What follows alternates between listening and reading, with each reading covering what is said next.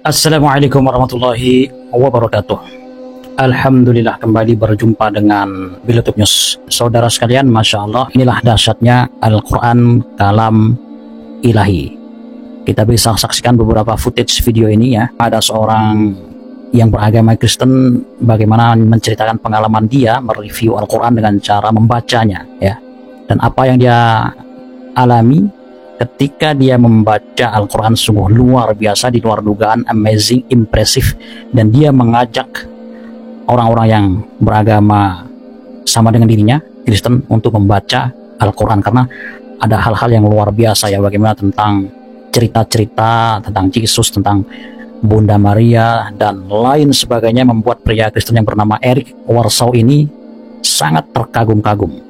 This is the Quran and I am a Christian. I was recommended to reading the Quran for educational and political purposes, so I actually sat down and read this from cover to cover. Yes, I was very surprised and shocked at what I found in it, and this is an objective review of it. For any of my fellow Christians who was thinking that this is a completely separate and different religion, as we were raised to believe by the media, it actually is not. I was very, very surprised to read the stories of Jesus, Mary, Joseph, Adam and Eve, Moses, Noah, Abraham. It's all the same stories in here as that it's in the Bible. The media always portrays Islam as like a completely separate religion, even as a threat to Christianity, which it absolutely is not. Even though the media tries to portray Islam as like anti-Christian or in any way against Christian teachings, actually the Quran speaks absolutely nothing but high, good things about Jesus. And really it would be against the Muslim faith to be in any way against Jesus or Christianity. And I think a lot of the frictions between Christians and Muslims is because a lot of people just don't know. And second of all, I think a lot of it is intentionally misportrayed and stirred up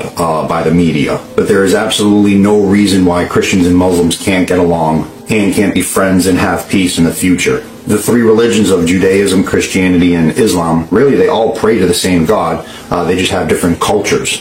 And as these big wave of protests and everything happen across America, it is actually forming alliances between Christians and Muslims and rebuilding that bridge of peace between us.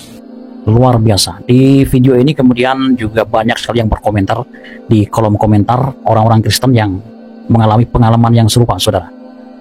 Nah, beberapa komentar diantaranya adalah ini ya. Akun bernama Mayapa Paya 891. Teman muslim saya dari Saudi Arabia memberikan saya Al-Quran yang luar biasa. Sungguh membuka mata. Saya sebetulnya nervous atau grogi untuk membaca itu selama 5 tahun.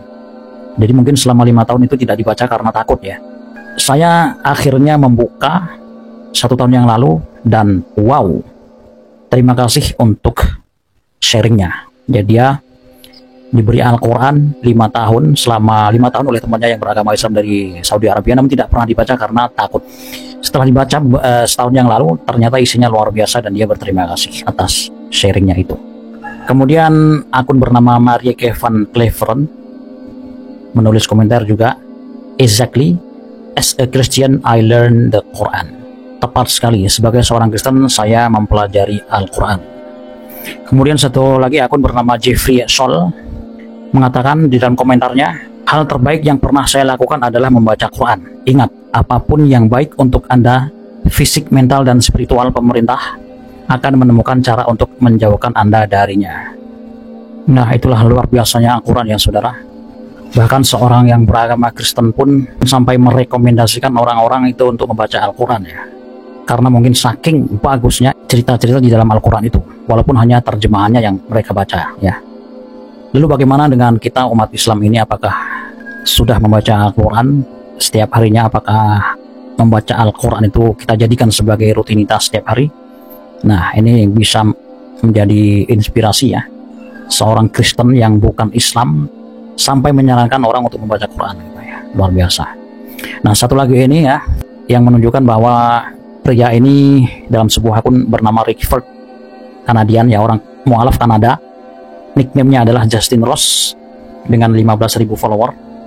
Juga mendapatkan sebuah pengalaman yang luar biasa ketika pertama kalinya menemukan sebuah ayat di dalam Al-Quran yang dia baca, saudara. Surah 27 ayat 88. Surat An-Naml ayat 88 yang dia baca menjelaskan bahwa gunung-gunung yang terlihat tetap diam akan bergerak seperti awan pada hari kiamat. Ya, ayat ini menggambarkan kejadian tersebut sebagai perbuatan ya Allah Subhanahu wa taala yang menciptakan segala sesuatu dengan sempurna serta menunjukkan bahwa Allah Subhanahu wa taala maha teliti terhadap semua yang apapun yang kita kerjakan.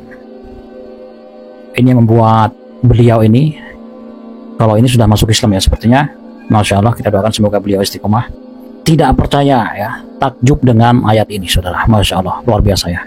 Okay guys, this is absolutely unbelievable. You have to listen to this verse. In the Quran, in chapter 27, verse 88, it says, "Now you see the mountains, thinking they are firmly fixed, but they are traveling just like clouds. That is the design of God, who has perfected everything. Surely he is all aware of what you do." This was revealed by the Quran over 1400 years ago. The ancients used to believe that mountains are fixed forever. They never move. But the Quran claims here that mountains actually move. Scientists today using modern technology have in fact proven that yes, mountains do move little by little over millions of years. How could the Prophet Muhammad or any other ancient individual have correctly guessed that mountains move over millions of years? We can't see this happen with our own eyes.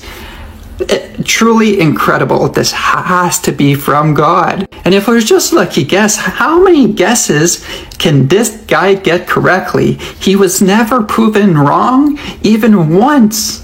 Absolutely unbelievable. This is something that the Bible doesn't have, something that the Gita doesn't have, something that the Vedas doesn't have, the Book of Mormon. No other scripture talks about these many scientific facts that people could not have known at the time, and only modern science proves to be true and has never been proven wrong even once by science.